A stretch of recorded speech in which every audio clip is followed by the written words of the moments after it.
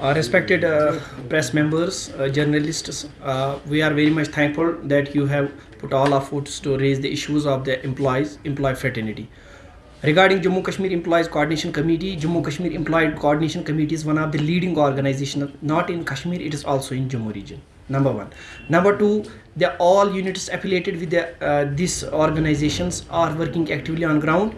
And today, I am with me Dr. Fayaz Ahmad Wani, Chief Spokesperson Jammu Kashmir Employees Coordination Committee.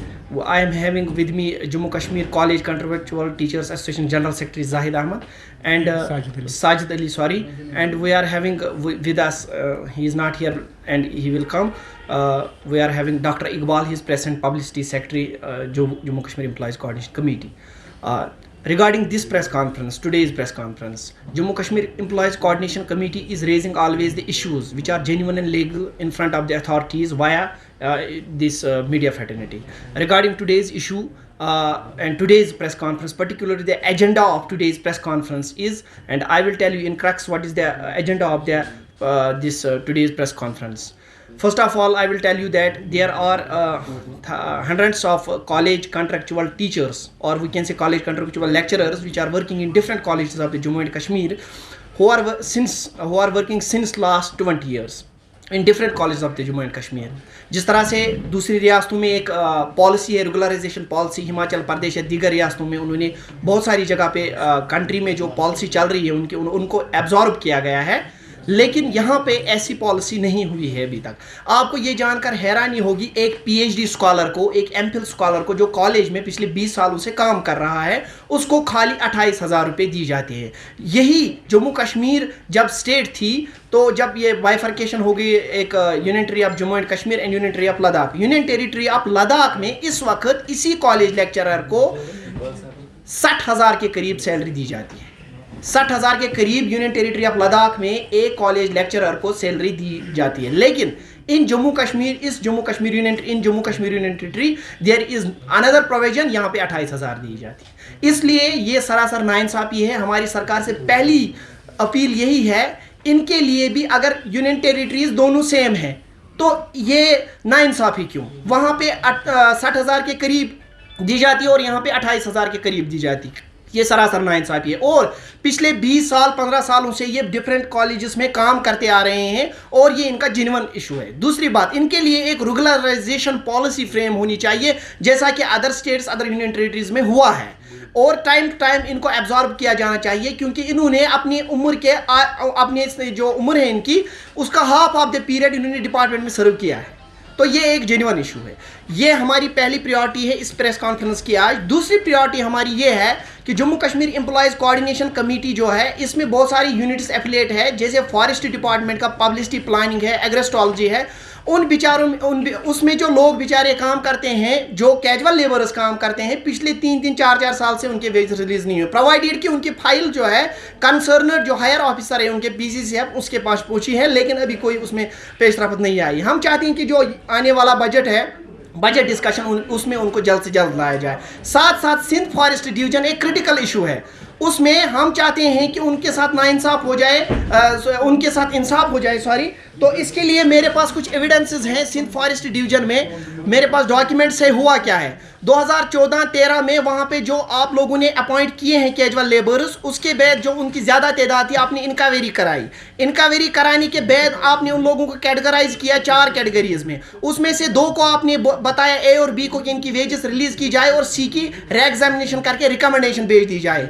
As per documental evidences अभी तक 2-3 बार उनकी recommendation गई है, लेकिन PCCF forest के पास फिर से उधर से जो है आगे फ्रॉम द पीसीसीएफ ऑफिस ये आगे नहीं फॉरवर्ड की जाती है.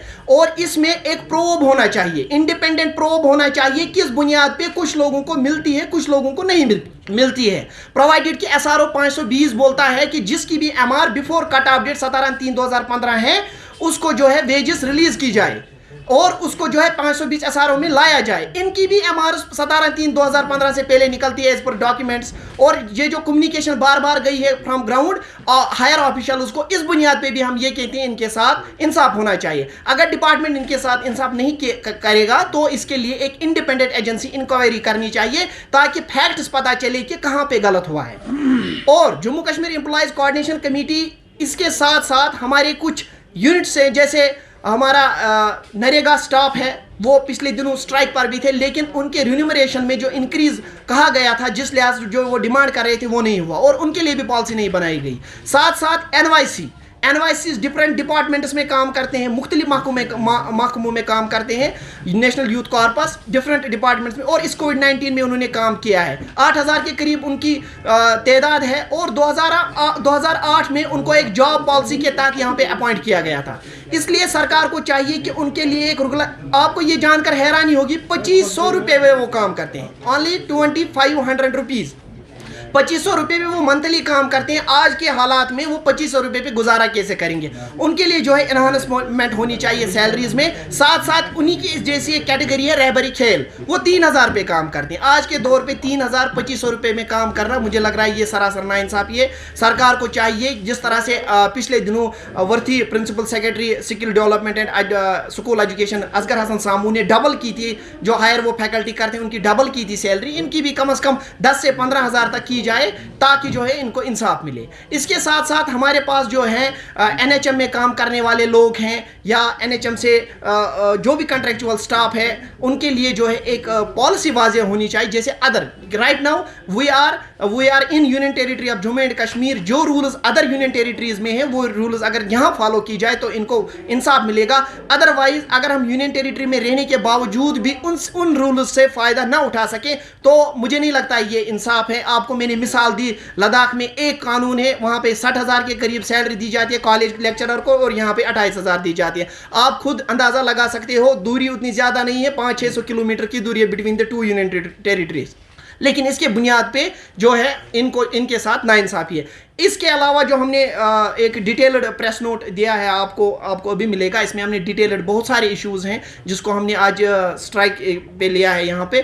تو ہم چاہتے ہیں کہ آپ جو ہے وہ ایشوز جو ہے اعلیٰ حکام تک پہنچائے, آپ کی وسادت سے یہ اعلیٰ حکام تک پہنچے. ان نٹ شل اس پریس کانفرنس کا مقصد جو تھا, آپ کو میں زیادہ وقت نہ لیتے ہوئے اس کا کرکس لاسٹ پہ بتاتا ہوں. مقصد اس پریس کانفرنس تھا, first of all we want there should be enhancement of salaries of the college contractual teachers and a regularisation job policy. Secondly we demand there should be a thorough probe in Sindh Forest Division regarding the wages disbursement, and the genuine ones should get the wages.